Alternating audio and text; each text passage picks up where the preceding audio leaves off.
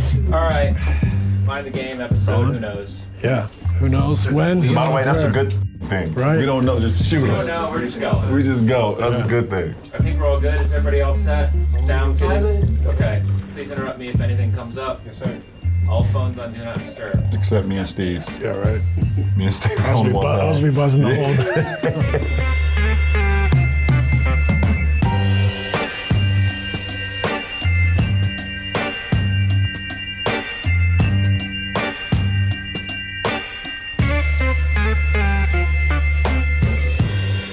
Welcome back to Mind the Game, brought to you by Uninterrupted and Wondery.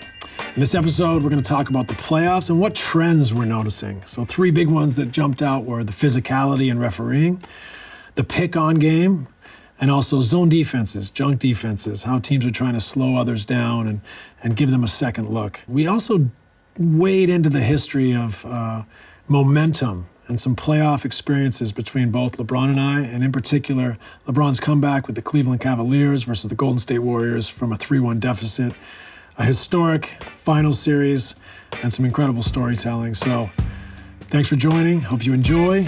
Please like, comment, and subscribe.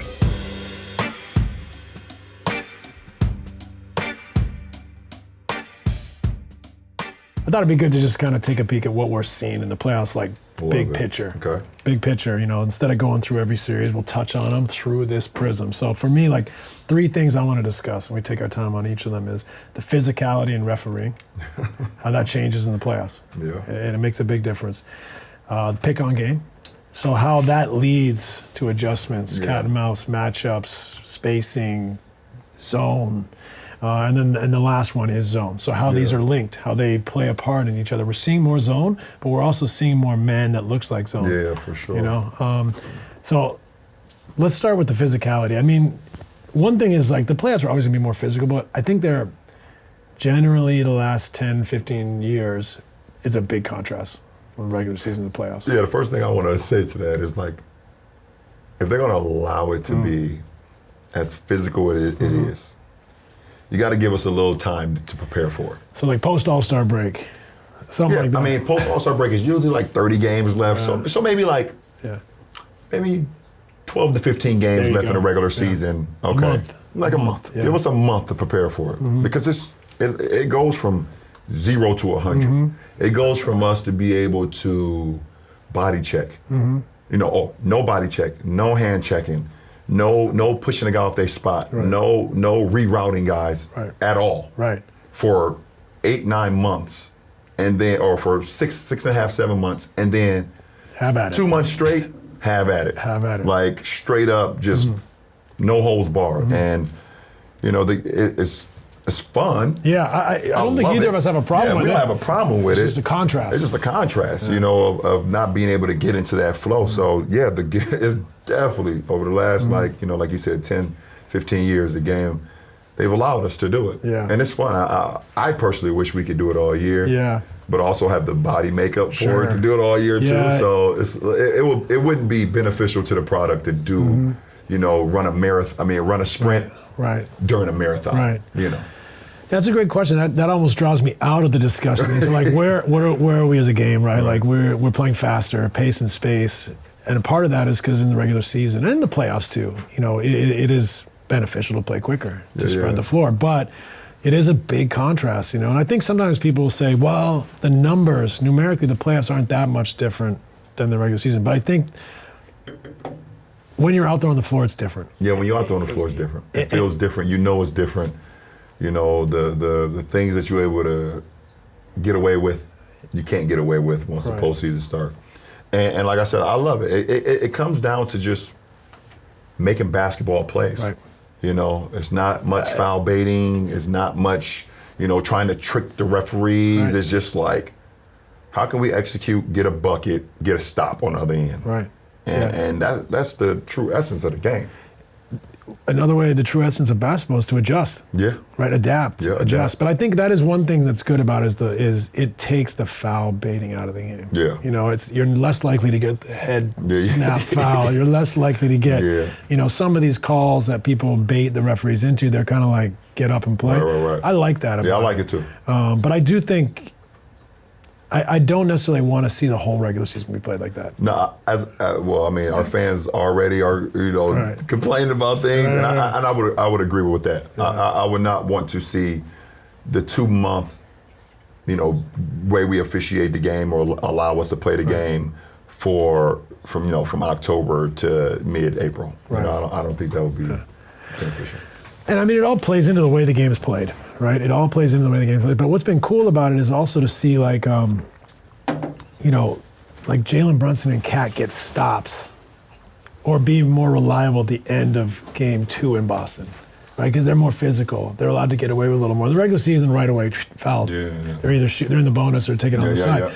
Allowing them to bump, use the physicality, things like that. So it goes both ways a little bit, right? Like, in the regular season, you bring up the non-defender, quote unquote, and they can't touch, they can't bump, they can't foul. Now they're allowing to let them play a little bit. So it's actually made, I think, a more competitive game. Yeah, absolutely. In many ways. Absolutely. I mean, listen, you take the seeding out. You take the seeding in the regular, you completely take it out, and you have 2 teams that's going to, and obviously, round 1 is always challenging for the 8th seed or the lower seed or whatever the case may be, unless you have that team that it doesn't matter if it's regular season or postseason.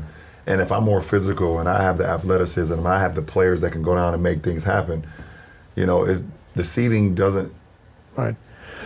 Well, it gives the lower seeded a way to kind of junk it up a little. Take the gap between the 2 teams out. For right? sure, for sure. I mean, we're seeing it now where Indiana is able to close the gap. Yeah. You can close the gap. They're smashing the gap right now. They're smashing the gap. You're right. They're smashing the gap right now. Being up, what they are in the series. That is a byproduct of that for sure. Yeah, and then I guess I think it goes back to our conversation around offense, and when teams are allowed to play that physical, that's another reason why we don't run a lot of actions. Right, because you just can't run the actions with a fluidity that creates advantages. And now you're late in the shot clock. You shoot bad, you get into money time or whatever your call is to casting up shots that's not going to be beneficial to you. Which leads a lot to the pick-on game, right? Yeah. It's simple. Yeah. Let's get to our spots. Let's get space. Let's try to bring up the weakest defender. Let's try to ISO here instead of. The nightmare scenario, which we see guys have to do because the defense is so physical, is fight for 15 seconds to try to get that best defender off your best creator. You can't get him off, right? And then he goes ISO anyways. Yep. So he's been battling for 20 seconds just to get an ISO that he could have got in the first few seconds. And here comes a step back mid-range too. And that's a big difference for me, right? And that's a big difference from regular season and postseason. Right. I think you're going to get called a lot more fighting through these screens, getting up into people. So you do get the matchup you want a lot more in the regular season than in the playoffs. That's why I think it's fun to see because people are now competing on a different level. Yeah, absolutely. It's something to, there's an end game. There's something to really obviously you're building up habits, you're building up everything throughout the regular season, and in order to be a great team, you have to build those things up throughout the course. And I'm never, ever going to sit here and say that the regular season doesn't matter, because it absolutely freaking does. You have to build out those habits throughout the course of the season. But from a viewership standpoint and from a competitive standpoint, to be able to get to the postseason and be able just to have that, this is time. Right. This is time. This is the sprint. This is the 100-meter yard dash, and we get into it right now. Right. So it's definitely.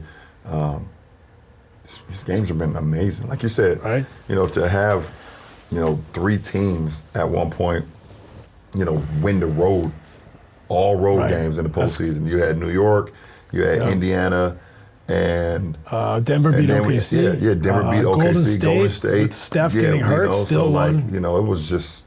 It's just great basketball right now. Yeah, I mean the physicality is one thing. The 3-point variance.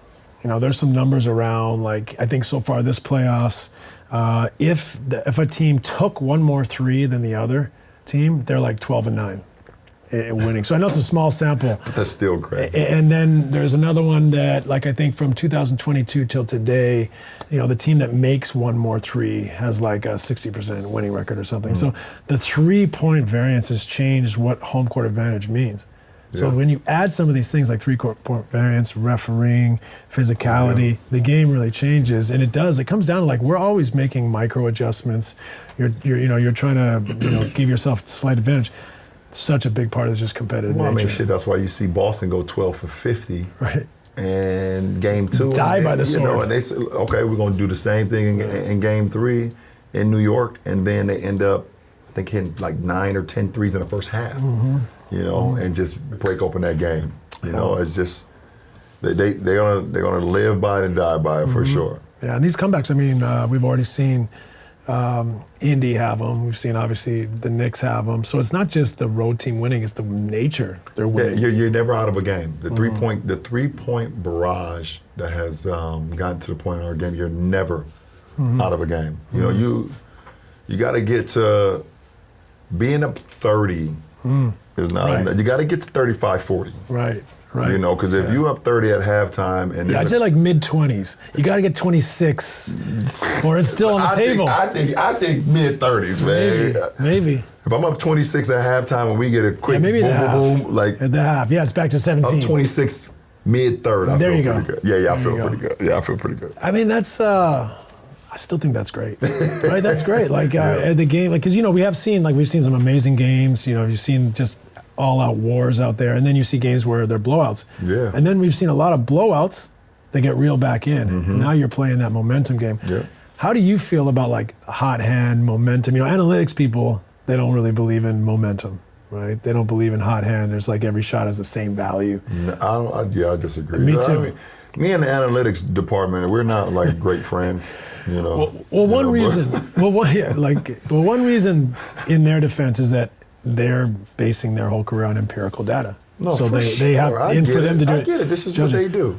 But on the court, you feel it. The crowd feels it. There's a feeling on the court that there's nobody that's not on the court could ever understand. And there's momentum plays and momentum shots that does not show up in the analytic data. There's certain, you able to. It's a certain the Anthony Edwards dunk last game over Kevon Looney is just a different momentum play.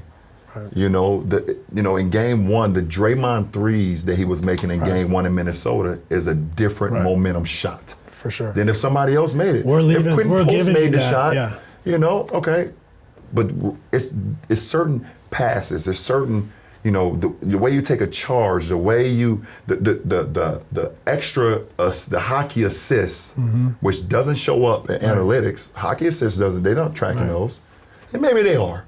Yeah. But it's just a certain feel that the ball, the court, the crowd, the energy, you out there, oh shit, that was a momentum play. And if we get one more on there, I started thinking about what was the game? NBA Jam. Yeah. When you catch fire, he's on fire. Boom, boom, boom, boom. You start seeing that happen. Yeah. The game, you see it changing right in front of your eyes, and sometimes you don't even feel it. As a card player and someone who plays, gambles a little bit. Sometimes you don't see the table turn. Right. And hopefully you're on the other side when you're able to see it. You don't be the last one to find out. You do not want to be the last one to find out when the table is turned. And those are things that just don't show up in analytic data. Yeah, I mean, the analytics is great. I value it. I know you value it in part. It's important, but it's meant to be cold, right? But we're human beings, right? It doesn't account for chemistry. It doesn't necessarily account for like a match, 5 guys on the floor all the time, and all the different things that are between the numbers. So I think it's great, but it's always going to be just a part of the puzzle. Yeah, absolutely. So I think momentum for me is always something that as a player you can feel, you can ride, and you also are trying to obviously prevent. And you also have to, you have to have the right personnel to fit the data too. I understand that, more threes, layups, all that stuff, but there's certain coaches and certain, rosters that doesn't always fit the criteria, but they're trying to meet it because they've hired this department. Sure. And you get out there, and there's times where I'll be on the floor, and there's teams that's out there doing certain things, or certain guys that's out there that's doing things that I know doesn't benefit his game. Right. You know, so is there a line where it's like, it's not benefit to where he is today, but this is what he has to do because that's what they're telling him to do. And now this individual is not looking as good as he should look. Yeah. That's, I think, a part of teams that aren't quite there yet. There it is. You know, because the analytics informs your scouting, it informs your player development. You're trying to create a profile of player that fits into a profile of system of playing. You know, another way that I think momentum is interesting is in the prevent defense. You know, like so the Boston example. You know, and maybe it's not the right word, but they're up 20, and now they're playing not to lose. Yeah, we're going to foul. And the other team is, we got nothing to lose. We already lost this game, so they're coming at you with everything they have, and things flip fast, right? Yeah, I mean, I was watching Game 3, obviously, in the Garden, and Boston was, you know, dominating that game. I think they were up 25, maybe 28 in the third quarter. Mitchell Robinson's on the court. Right. They just started fouling. Yeah. They just started fouling him. Yeah. Put him to the line. We're not going to give you any momentum. Can't make threes. We're not going to allow Jalen Brunson to catch a little rhythm, because you know, and we all know, you lose one game, okay, there's one game, you lose by 50, you lose by 1. Right. It still hurts. But the one thing from one game to the next game that can happen is a guy can build some momentum. He sees the ball goes in. Yeah, changes everything. It changes everything. Now he's feeling good about his shot that he maybe wasn't feeling good up until that point. Right. You know, and just like you said, on the contrary, when you're getting your ass whooped, you're just trying to, you're doing anything to try to get back into it. You know, so, you know, Boston, they do a good job of like either, you know, up 28 or shit, if I'm up 6, they're not afraid to junk it up too. To junk it up too. On the winning side. They always keeping it to the pedal to the ground.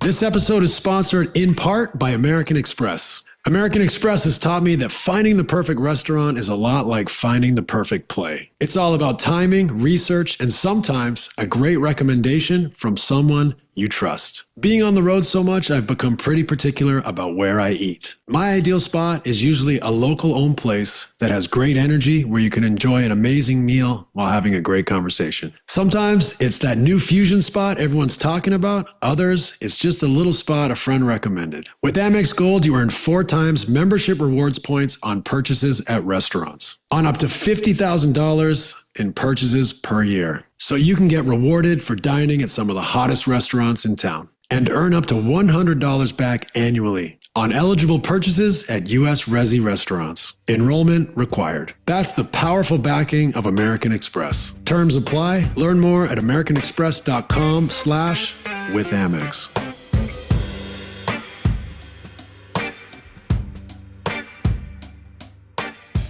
I think it's been interesting to see so much zone in the playoffs, or the hybrid man zone. So I played for Del Harris back in the day, who I believe wrote a book about defense. Really? He was Nelly's assistant when I was in Dallas, and I always loved our chats. And one of the things he said to me was that the best man-to-man defenses feel like a zone, and the best zones feel like a man-to-man. I think that's never been truer than right now. Yeah. You know, whether it's the 3-2 we've seen Cleveland play, or put Mobley at the top. The top, or some of the other zones we've seen come in here, or just these hybrid man zones where, like, I feel at times Denver's just putting a floater towards the middle of the floor so Shea doesn't have space. Right. You know, things like that. You guys. Yeah, we were doing, You guys were zoning. It looked like zone, bringing guys out of the corner. You still have your matchup, but you're saying, go ahead and throw it there. We'll be high hands. We'll make you throw it. We'll stun and get back. You know, we're seeing so much more of that. Miami's notorious all year round. They're damn good with his zone. Changing. And I think that's a great point, because I see zone becoming a part of it. It's a little bit like, you know, we're playing pick-on. Now we're getting to spacing. What's our spacing package? Then teams got really clever about the spacing, so we start cutting. So now you're seeing teams cutting from the baseline or cutting from the slot, whatever it may be. So I think, you know, the next iteration may be not just throwing in some zone or some man-zone hybrid, but also multiple zones, right? So, for example, if we're playing a 3-2 out high to take it out of the initiator's hand, well, when they put the initiator in the corner against zone, now he's throwing on the top and he's attacking, the center, who's got to run out to the corner. So I think then we're going to start seeing teams evolve and play multiple zones or 2 looks. What's your thoughts on this whole zone man? Because I think it's definitely become a bigger part of what we're doing, whether it's just the pack the paint teams that look like zone in the gap, shrinking the floor, or they're actually playing zone. Well, I mean, the whole nuance and the whole mind behind playing zone early on was to just break the rhythm. Okay, this offensive team, they're in too great of a rhythm versus the man. We're trying everything we can do as far as pick and roll coverage, ISO coverage, all these coverages, and they just have a rhythm. So the best thing to do, okay, just drop it to a zone, break the rhythm. You can get them out of this action, maybe get them out of this action, or just, it's not even about the action. When you come down and you see a zone, the mind now, you're starting to like, think instead of move. Think instead of move. Yeah. It doesn't become instead of just just going and reacting to whatever happens. Now it becomes a thinking game, and we know that all 5 guys on the floor, the thinking game is not suitable for them. Right. So I think it's a great piece to have in your package to be able to go to something where you can just change the momentum, change the landscape of what it looks like, out on the floor. And that could be, like you said, a 3-2. You look at Cleveland having the Defensive Player of the Year, Mobley, who was voted this year, at the top of the key. Right. He's 7 foot with all that long wingspan to be able to change that. Miami does that sometimes with Bam at the top. I think it just changes the landscape of teams, and it's great. Or just having a roamer, like you said. You have Denver being able to just, Shea brings in a lot of pick and rolls and wants to get maybe Christian Braun off of him or Russ off of him or whatever the case may be. But then those guys roll out, and Russ or Chris just stay right there. Yeah. Stand in the middle of the floor. Just stand in the middle of the floor. And I'm talking to you. Send him right. Yep. Or I'm on the other side. Send him left. Send him left. I'm right here. And I just think it's really chess. Yeah. Especially right now. I know your sets. You know my sets. Right. I know your personnel. You know my personnel. I know what you like to do. The cons, the pros. I know if you heavy going right. I know if you heavy going left. I know if you come to a 2-foot jump stop in the lane, which way you like to pivot. I know if you drive baseline, how you like, all of that stuff when it comes to guys like myself, when it comes to guys like yourself, everything is dialed in. Right. So I think coaches with the zone is just trying to make you just come down the court and just be like, and that's all you need. That's all you need. Conversely, I think it's trending a little more. We're going to see more zones or see more that hybrid zone. But I think we're going to see more of it. I think we're going to see more variance in it, but I don't think we're going to see someone play zone, always play zone. It's too, because back to your initial point, we get too comfortable. People understand it, they figure it out, it's over. But do you think there's going to be more zone looks, more different zones, multiple zones from teams? Listen, what's the one thing we talked about earlier in this conversation? Our league is a copycat league. Right. And if a team that is historically not good in man-to-man defense, then it's something that will be introduced. I think more teams are practicing it. Even if I can say that I believe more teams are practicing it, even if they never show it in a game. Thinking about it. But they're thinking about it.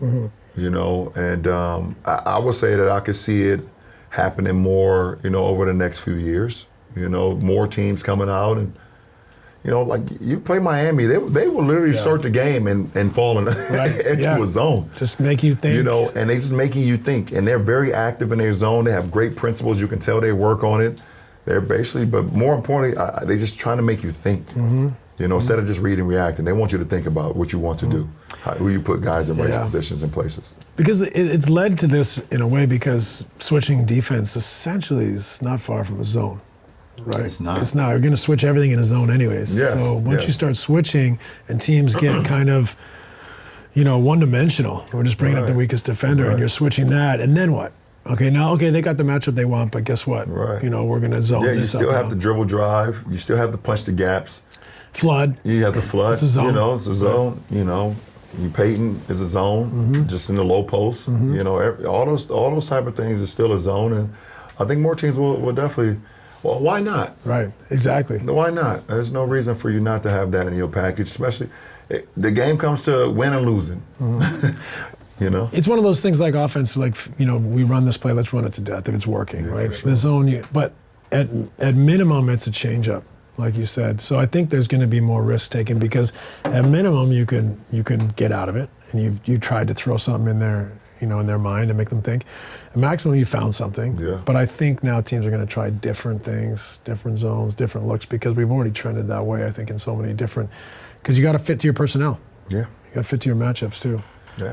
Yeah. I remember seeing Spo in the bubble play some zones where he hid the weakest or the smallest defenders in the corners.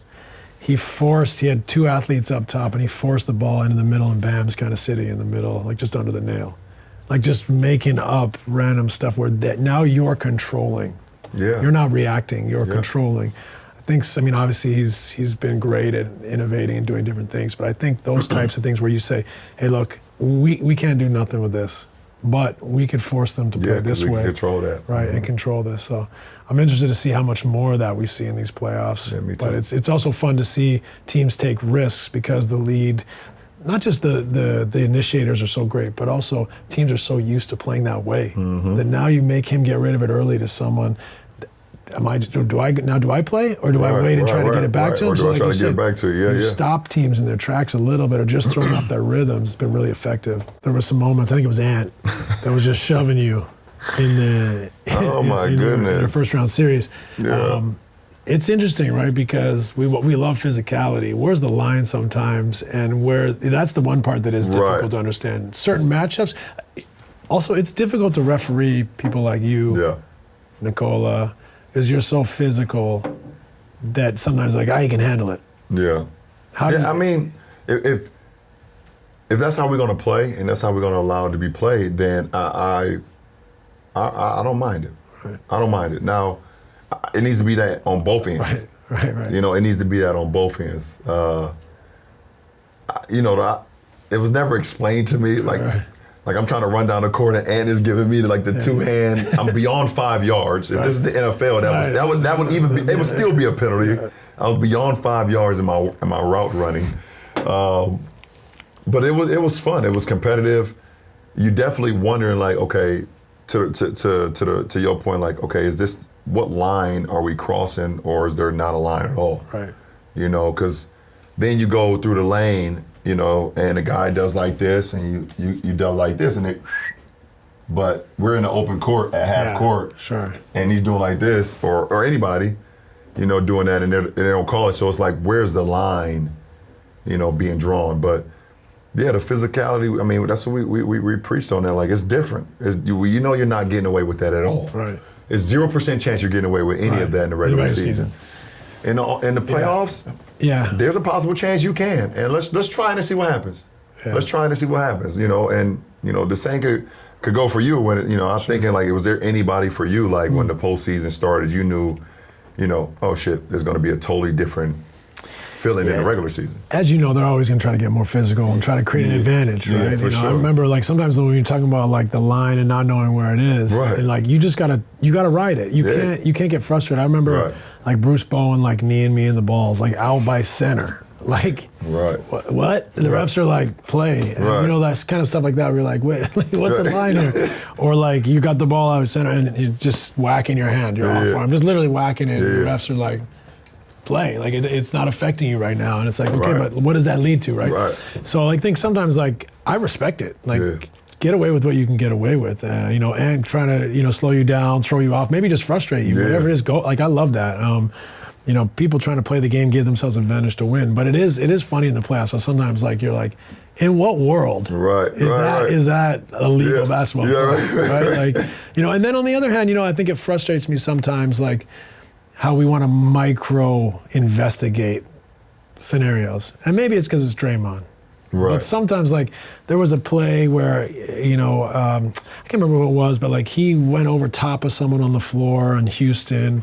I can't remember who it was, but it was, and his foot dragged and kind of caught him, on the neck or something on the way down. And it's look, I know people can make the argument that Draymond knows what he's doing, but on the other hand, I'm also it didn't hurt. Let's get up, let's take the ball out of bounds, and let's play ball instead of forensically looking at the Zapruder film and trying to figure out who's. It goes back to I don't know. I know this is kind of off topic, but there was a piece of camera work in the postseason of our game in Minnesota that I have never seen in my fucking life. I didn't know that existed.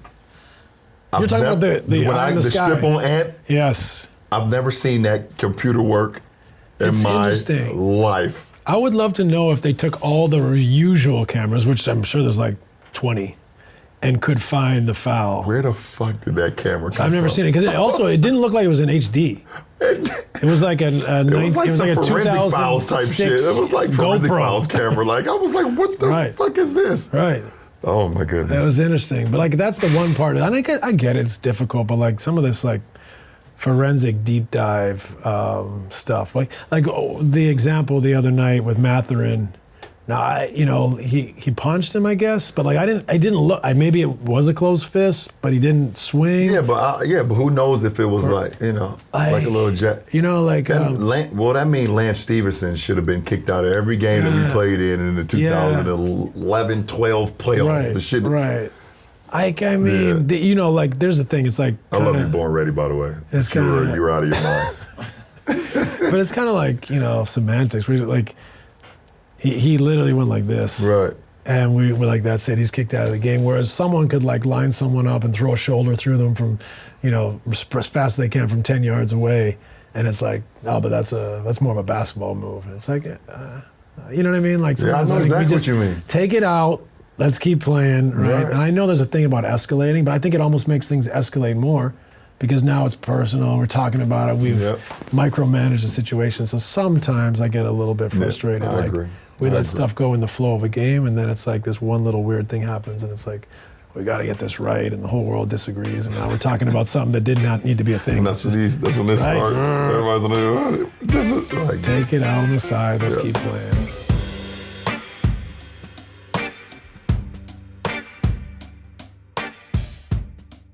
You know what I love more than the perfect assist? The perfect story. And I've got just the one for you. Audible knows that there's no greater thrill out there than yours and Audible's gripping new original that'll have you right on the edge of your seat. Jon Hamm stars as Jack Bergen in The Big Fix, a Jack Bergen mystery. Think you know the story of Dodger Stadium? Think again. This noir thriller follows Jack, an ex-FBI agent brought back into the game by an old flame, to investigate a murder case that's not what it seems. What starts as a simple homicide investigation unravels into a complex web of conspiracy surrounding a Mexican-American community and the construction of Dodger Stadium. Trust me, this one's a game changer featuring an all-star cast, including Ana de la Reguera, Omar Epps, and Aaliyah Shawkat, with a special appearance from John Slattery. From the brilliant mind of John Mankiewicz and the director, Aaron Lipstad, comes a story that will keep you on the edge of your seat. Like any great play, timing is everything, and now's the time to listen. Go to audible.com/thebigfix and listen now. That's audible.com/thebigfix.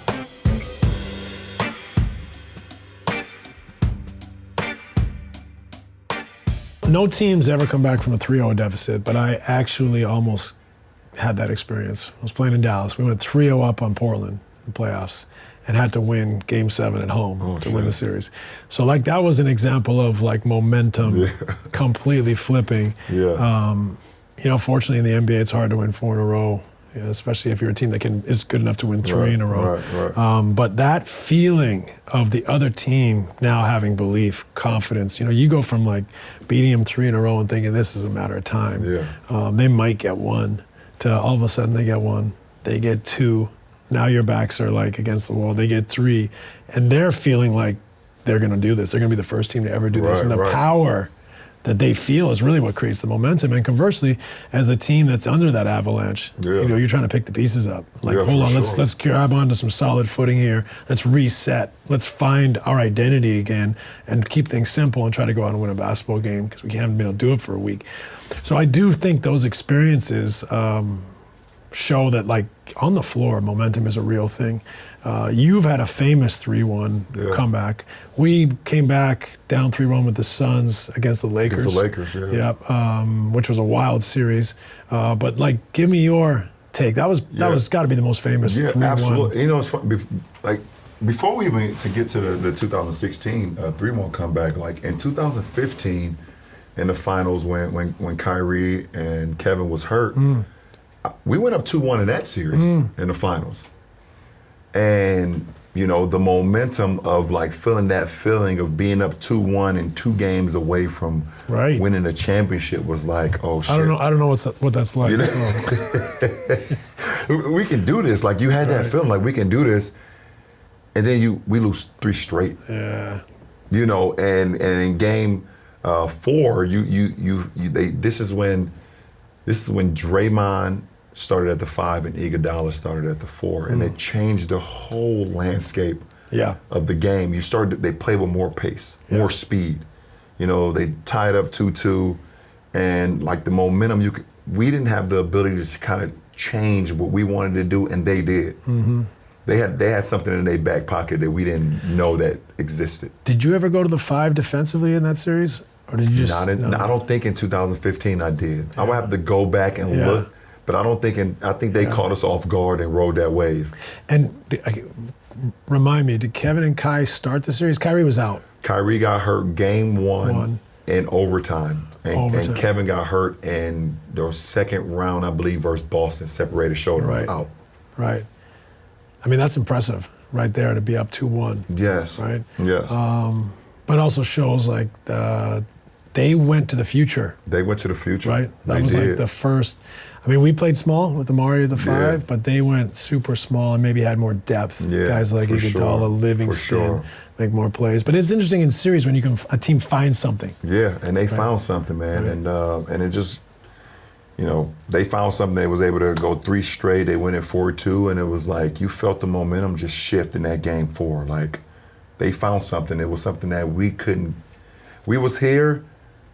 They was here. And we got to this going up 2-1, and then they found something and went here, and it was like we couldn't get there. Yeah, couldn't reach that level. We couldn't reach that level. Yeah. And to come back to 2016, being down 3-1, because it was the opposite. Golden State went bigger for stretches of that series. Zazili played more. Anderson Varejao played some in that series as well. Bogut, obviously. Right. So they went a lot bigger, at times throughout that series. And just going down, 3-1 and happening to win a game 5, in Golden State. In Oracle. This is before the new arena. In Oracle, which is madhouse. Like a madhouse. You feel like everybody's on top of you, and I told the guys before we left, like I was like, listen, we're gonna win game 5.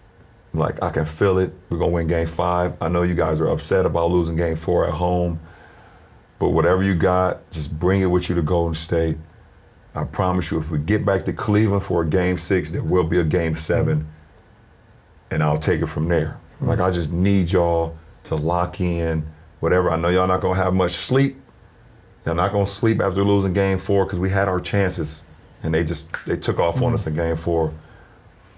But once we won game 5 in Golden State, you win a game like that on the road. You know how hard it is to win in San Antonio. In the postseason. You know how hard it is to win in certain buildings, and that momentum when you win in certain buildings in the postseason, you like, oh man. Yeah, we broke through a new ceiling. We broke through a new ceiling, and I think that's the momentum I felt, when we won game 5, in Oracle. Did you, with Draymond out for game 5, did you guys feel a certain sense of opportunity? Or did you think Oracle's just tough to play? No, we felt it was even going to be even tougher because role players play better at home. Right. We knew what Steph and Clay was going to bring, but we know, Leandro Barbosa, Mo Spates, Harrison Barnes. And Iggy has another level. Iggy, Iggy is like that Manu Ginobili where, he's made coming off the bench, but he's a starter. Yeah. He's closer. Yeah, he's a closer. Okay, you bring him off the bench, but he can start on any team. Sure. Because of what he brings. So these guys are going to play better on the road. So it was like we need to lock in even more because some guys just don't play. Road players sometimes get intimidated by road crowds. You guys went smaller there, though, in that series, didn't you? Well, yeah, we went smaller. We played a lot with me and RJ and Kyrie, Swish and Shump. Yep. And Ordelli, at times. Kev was great for us in Game 5, but throughout the series, he wasn't always great. Didn't always have the same impact. But I thought RJ had an important role that series. He had a huge role. As someone, I was consulting for the Warriors at the time. Yeah. I thought his energy, his will, him running the floor, him crashing the offensive glass, his physicality, I think it bridged the gap for you guys a lot at Tristan times. was great for us. Tristan, and being able to guard different positions, offensive rebounds. Catch the lob, catch it in the pocket. Yeah. That was a fascinating series, and it's so interesting to think, though, like, it felt like after Game 3, I know Draymond getting injured can also play a role in flipping the momentum. It felt like they were the better team. Yeah. And then you guys just spun that. Yeah. How much did Game 5, like you said, you felt like you went to a new level, did that affect the way you played in Game 7? Because you'd already beat them at home. Yeah, we beat them at so we beat them at home in Game 6, which was. But I mean, you won Game 5 in Oracle. Yeah, in Oracle. You go home and win. You come back in Game 7. Did Game 5 give you guys a ton of belief, or was it just its own entity? I think my guys just what I told them before we boarded the plane to go to the Bay, going to Game 5.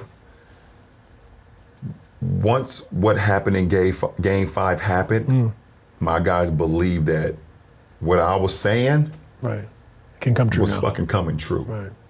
Y'all get me back to Game 6, we'll come back here for Game 7. So it felt like it almost felt like destiny now to the guys. Yeah, for sure. We're meant to win this now. Yeah, it was like nothing is stopping us. And there's clips out there, me in the locker room saying that they're messed up and things of that nature, and we got them, I just felt like they were the better team. I just think it's the momentum wave. We hit a momentum pop, and shit, they couldn't. It's nothing they could do about it. It's nothing they could have did about it once we got to that point. They won the most games in NBA history in the regular season. It was 73-9. That was a 73-9 team. Amazing. You played against the 72-10 Bulls, correct? Yeah. And I watched. Yeah, you came in 96. 96. Yeah, that was 98 when they did that. So you played against that team, and I played against the 73-9 Warriors. Got to make it special. The team. Usually the best team wins. Usually the best team wins. When a team like that loses, those got to be the most rewarding ones. Yeah. How do you equate that to the Miami teams? Those two Spurs series in particular. Oh shit! I came back. That was another comeback, huh? Yeah. What was the momentum swing in that one? The momentum swing in that one is being down 3-2, heading into a fourth quarter, at home. I literally told myself, if you don't make every play this quarter, we're going to lose. Offensively and defensively. We're going to lose. And so not your normal self, you feel like you got to make a lot of plays. Now you're saying, I cannot make a mistake. I cannot make a mistake. I have to be involved in every play, offensively, defensively, flying around, steals, blocks, making plays offensively, assists, putting the ball in the basket. That was just the mindset, like that momentum of myself. It wasn't even a team momentum. It was like, if you don't do it, this is the moment where you can't rely on anyone else.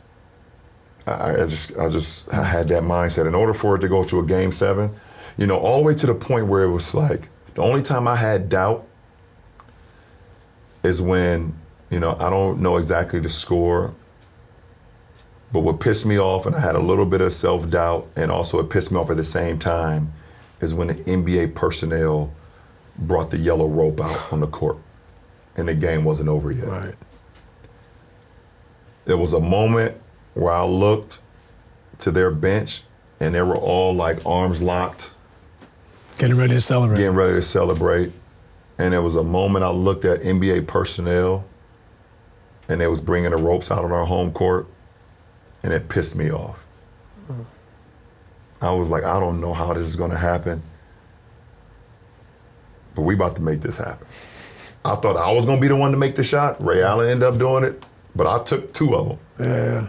I took two to cut the lead at one point. I think, you know, if I rewatch it, I think they went to the line, missed a couple free throws or whatever, and allowed us to come back in. And,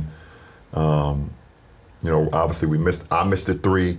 Chris Bosh got the offensive rebound. We all know the play, and kicks it to Ray, and Ray makes the shot. I thought I would be the guy that, in my mind, I'm envisioning that shit of me making that shot. I built myself up to that. But yeah, seeing those yellow ropes, you know, because my whole life it's like the game is not over until it's zeros on the clock, and it was just super disrespectful. You took that personal. Yeah, I did. That's how we ended.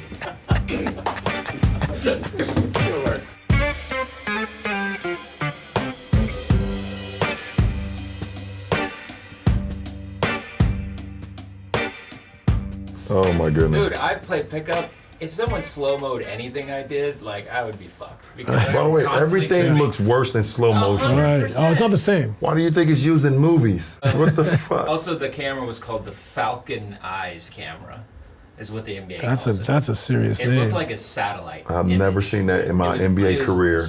It was unbelievable. That was the most unbelievable camera I've ever seen in my life. But like they don't use it because there's already like 27 cameras on an NBA broadcast, so they don't really need it. And then this one time they pull it out of the back pocket. I think it's because of No, because it's me. Yeah. They was like, oh shit, LeBron did it. Get the fucking Falcon out. We about to introduce that shit right now. LeBron's involved. We know somebody gonna talk about this. Thanks for watching Mind the Game. If you enjoyed the show, please subscribe for more content.